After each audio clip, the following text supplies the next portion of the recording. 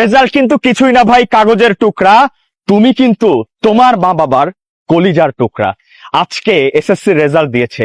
গত বছর 310 জন আত্মহত্যা করেছে এবং 8 জন জাস্ট এসএসসি পরীক্ষার পর। কি ভাবছেন রেজাল্টটা কি এত গুরুত্বপূর্ণ?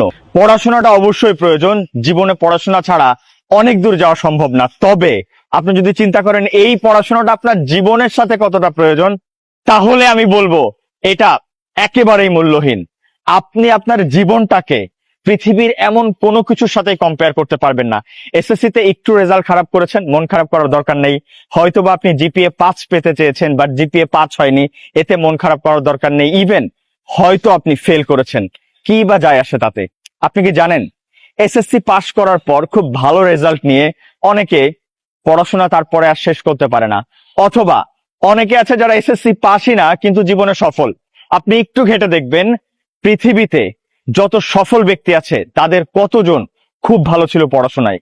তাই আমি বলবো অ্যাজ এ টিচার অবশ্যই অবশ্যই পড়াশোনা প্রয়োজন, এবং যারা ভালো করেছেন congratulation to you all. But যারা খারাপ করেছেন প্লিজ হতাশ হবেন না। অ্যাটলিস্ট আত্মহত্যার মতো এই ধরনের বাজে কোনো চিন্তা করবেন না। আর সবসময় একটা জিনিস চিন্তা করবেন, রেজাল্ট আপনার কাছে হয়তোবা গুরুত্বপূর্ণ, বা আপনার আশপাশের মানুষ আপনাকে পোক করতে পারে কেন ভালো রেজাল্ট হয়নি, কিন্তু এর সাথে আপনার জীবনকে কখনো তুলনা করবেন না, কারণ আপনার জীবন আপনার কাছে, আপনার পরিবারের কাছে সবচেয়ে গুরুত্বপূর্ণ।